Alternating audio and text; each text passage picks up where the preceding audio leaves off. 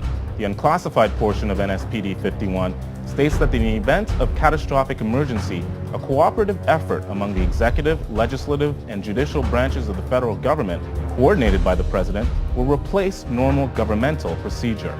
Most Americans would agree that it would be prudent to have a plan to provide for the continuity of government. They have such a plan. They introduced a little sketchy public version that's clearly inadequate and doesn't really tell us what they have in mind. But they said, don't worry, there's a detailed classified version. But now they've denied the entire Homeland Security Committee of the United States House of Representatives access to their so-called detailed plan to provide for continuity of government. They say, trust us. Trust us? George W. Bush or Barack H. Obama, the corruption, the tyranny just expands like PDD 51, where the President says, Congress, you have no authority over any way the government runs ever again during an emergency. The presidency runs everything. You are literally titular. You are a figurehead. You are ceremonial. And congressmen then on the Homeland Security Committee, as high a level clearance as the President, said, we want to see the entire PDD 51. And the White House says, no, you don't get to see it because PDD 51 removes you from that process. This is high treason against the people. It is high treason to have the executive telling the Congress, you can't see Presidential Decision Directive 51. You can't see its accompanying executive order. You don't have any authority over anything anymore. FEMA is dysfunctional. This is high treason against the people.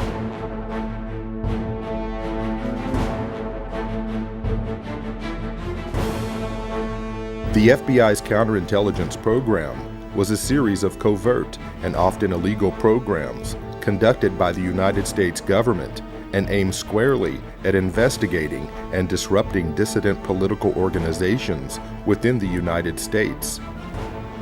According to a Senate Select Committee study chaired by Senator Frank Church and including such members as Phil Hart, Walter Mondale, and Barry Goldwater, the FBI's motivation for conducting these programs was protecting national security, preventing violence, and maintaining the existing social and political order.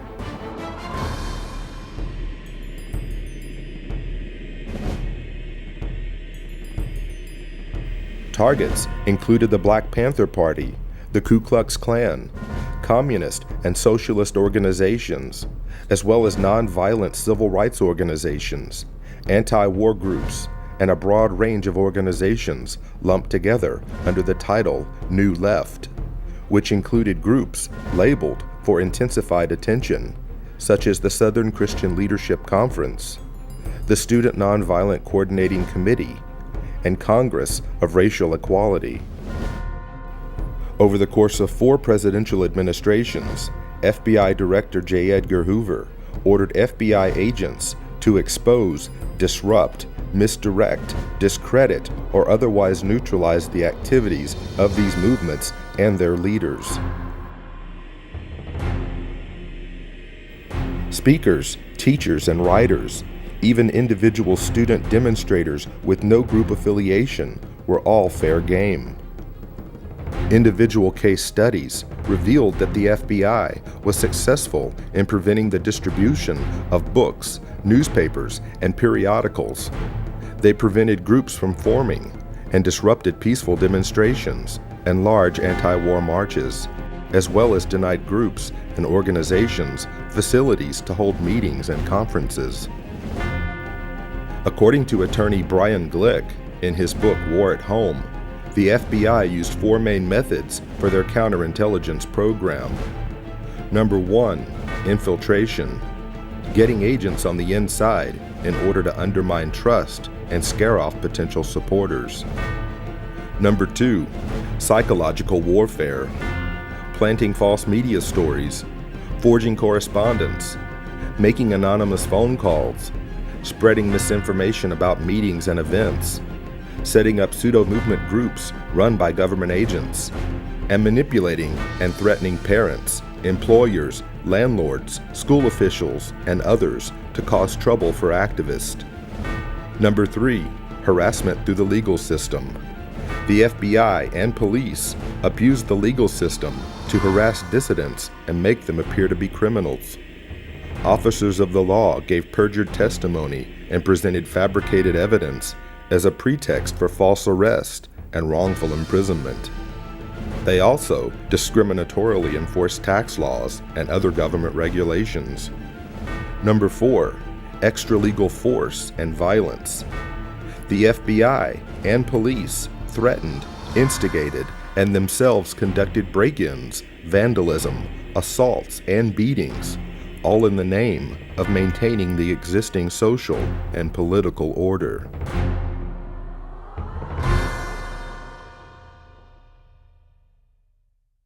Increased security for 4 New Jersey Supreme Court justices after their home addresses were revealed in a webcast by a self-proclaimed white supremacist.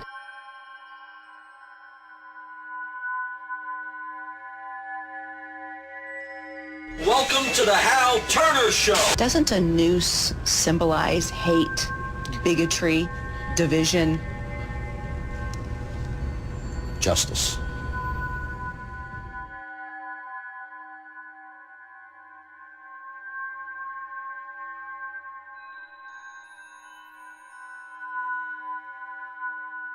Who are you? Where are you calling from?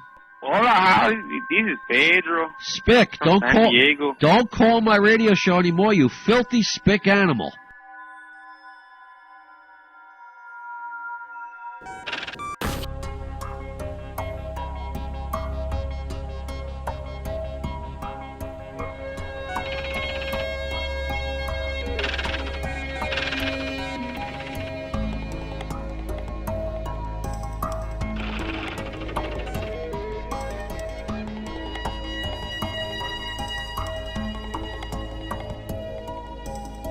People were being profiled and stopped if they had certain kind of bumper stickers on their car, like a Ron Paul bumper sticker or a Chuck Baldwin supporter. And as you read the Make report, bits and pieces that were lifted right out of the Project Megiddo report back in 1999 by the FBI, describing what terrorists were, how law enforcement could identify potential terrorists. And I can remember back in the 90s, the FBI was doing an education program with local law enforcement, and what they had was a trifold pamphlet. Again, this was not meant for public consumption, only to be passed around amongst the rank and file in the police. It ran through the list of what a potential terrorist might be or what they might prescribe to. And the list is kind of interesting. If you were a supporter of the Constitution, if you were an ardent supporter of the Second Amendment, or even if you were a person of deep religious conviction, you might be a member of a certain cult. And going back to Project Megiddo, it's all basically the same thing. That if you have any strong beliefs in anything, that you could be a possible threat. You could be a terrorist threat against government structure. In Missouri, a new document meant to help Missouri law enforcement agencies identify militia members or domestic terrorists has drawn criticism. The February 20 report called the Modern Militia Movement mentions such red flags as political bumper stickers for third-party candidates, such as Ron Paul, who ran for president, talk of conspiracy theories such as the plan for a superhighway linking Canada to Mexico, and possession of subversive literature. So the state police in Missouri have been told that if you see a car with a bumper sticker that opposes the so-called creation of North American Union, the superhighway, that you are probably following a militia member, that you are following an anti-government radical. If you see a car with a bumper sticker that says Ron Paul for president, you might be dealing with a violent radical. Exercise extreme caution.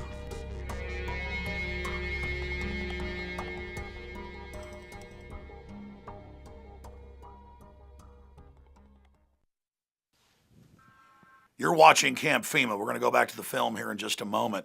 But every week I am called by Salon, Newsweek, you name it, saying, Mr. Jones, what's your proof of FEMA camps? And then I give them the evidence that you see in this documentary. And we go over the Military Commissions Act and the fact that Halliburton was in the Houston Chronicle and Wall Street